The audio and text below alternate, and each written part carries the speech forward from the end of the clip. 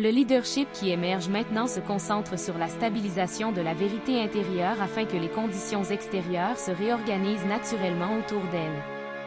Cela exige de la patience, de la confiance et le courage d'être incompris.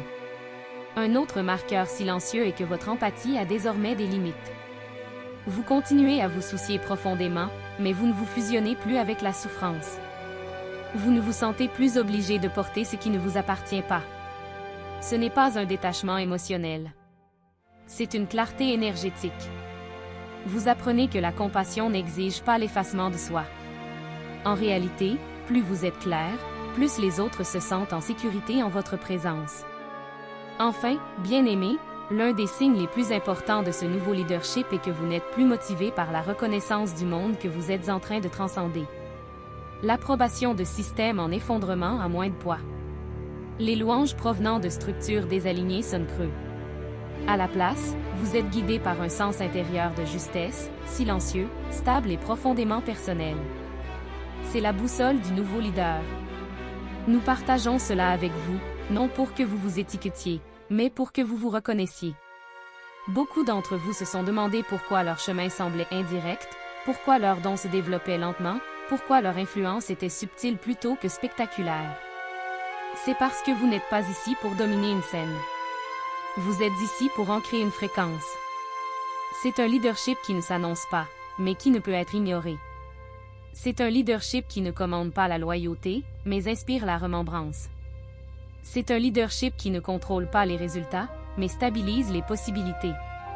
Et, bien-aimé, si vous vous reconnaissez dans ces paroles, soyez tranquille. Vous êtes exactement là où vous devez être. Le monde ne sait pas encore comment nommer ce que vous êtes en train de devenir, mais il en ressentira les effets partout. Le pouvoir n'est pas la capacité de faire obéir les autres, ni la capacité de forcer une ligne de temps, un résultat ou une confession à exister. Le pouvoir est la capacité de demeurer aligné avec le Créateur en vous, pendant que le monde autour de vous tremble, débat, s'effondre et se refait. Le pouvoir est l'autogouvernance. Vos pensées, vos émotions, votre attention, vos choix, tenus avec douceur et fermeté dans les mains de votre savoir supérieur, afin que vous ne soyez pas emporté comme une feuille au vent, par chaque titre, chaque provocation, chaque vague de peur qui traverse le collectif.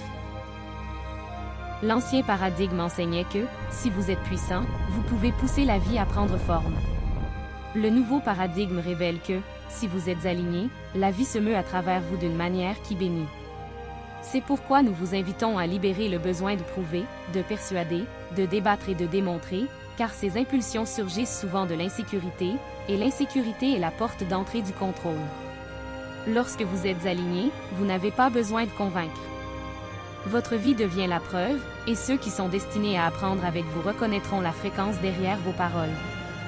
Il existe une force sacrée dans le fait de permettre, bien-aimé. Permettre n'est pas de la passivité. Permettre est la foi de celui qui sait que le fleuve s'écoule vers l'océan, et n'a pas besoin d'un point fermé pour s'ouvrir. Permettre est le courage de celui qui peut demeurer dans l'inconnu, sans s'accrocher à la certitude. C'est cela le pouvoir. C'est ce que nous voyons grandir en vous.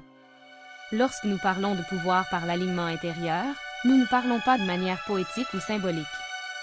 Nous décrivons une loi de la conscience qui gouverne la manière dont la réalité s'organise autour d'un être qui n'est plus divisé intérieurement.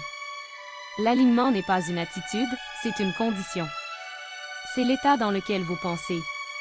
Vos émotions, vos valeurs et vos actions ne tirent plus dans des directions opposées. Et lorsque ce conflit intérieur se résout, quelque chose de remarquable se produit. Le monde commence à vous répondre différemment, sans que vous ayez besoin de lui exiger quoi que ce soit.